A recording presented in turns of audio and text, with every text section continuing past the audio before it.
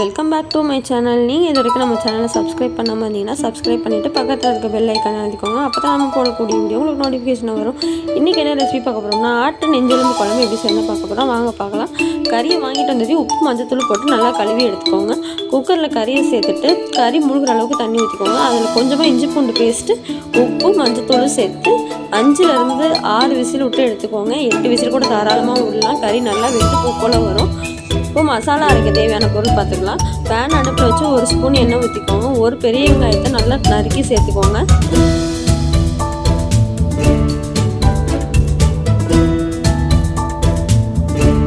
வெங்காயம் நல்லா வணங்கினதுக்கப்புறமா பார்த்தீங்கன்னா இதில் ஒரு தக்காளி சேர்த்துக்கோங்க.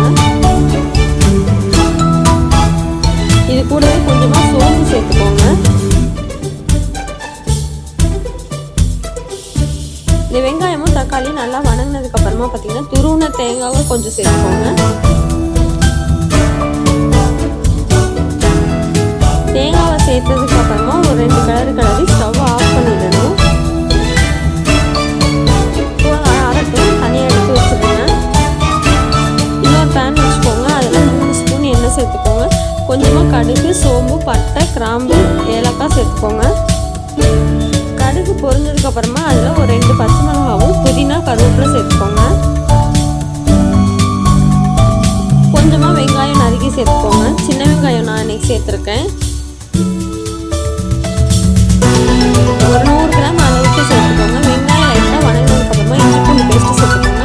இஞ்சி பூண்டு பேஸ்ட்டு கொஞ்சமாக சேர்த்துக்கோங்க. ஏன்னா ஏற்கனவே நம்ம கறியிலேயே கொஞ்சம் சேர்த்துருக்கோம் இல்லைங்களா, அதனால இஞ்சி பூண்டு ராஸ்மல் போனதுக்கப்புறமா தக்காளி சேர்த்துக்கோங்க. இப்போ இதில் கொஞ்சமாக உப்பு மஞ்சத்தூளும் சேர்த்துக்கலாம்.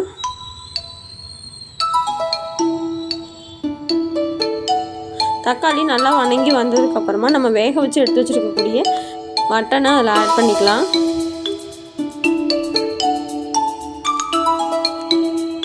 மட்டன் ஏற்கனவே நல்லா வெந்திருக்கிறதுனால இதில் அந்த மசாலா போட்டு நம்ம மிக்ஸ் பண்ணிக்கலாம். லைட்டாக எண்ணெயில் வணங்கினா போதும். இப்போது நீங்கள் இதில் கொஞ்சமாக 1 ஸ்பூன் அளவுக்கு மட்டன் மசாலா சேர்த்துக்கோங்க.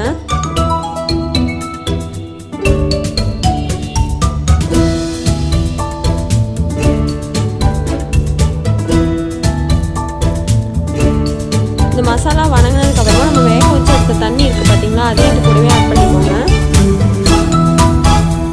இது ஒரு கொதி வந்ததுக்கப்புறமா நம்ம அரைச்சி வச்சுருக்கக்கூடிய விழுது அதில் சேர்த்துக்கலாம். இப்போ இதுவும் சேர்த்ததுக்கப்புறமா நமக்கு எந்த அளவுக்கு குழம்பு தேவையோ அந்த அளவுக்கு தண்ணி சேர்த்துக்கோங்க. இப்போ குழம்பு நல்லா கொதிச்சு வந்துருச்சு. இப்போ ஃபைனலாக இதில் கொத்தமல்லி தூவி இறக்குனோம்னா அவ்வளோதாங்க, ஆட்டு நெஞ்செலும்பு குழம்பு ரெடி ஆகிடுச்சு. நீங்களும் இதை வீட்டில் ட்ரை பண்ணி பாருங்கள். இந்த வீடியோ உங்களுக்கு பிடிச்சிருந்ததுன்னா லைக் பண்ணுங்கள், ஷேர் பண்ணுங்கள். மறக்காமல் நம்ம சேனலை சப்ஸ்கிரைப் பண்ணுங்கள்.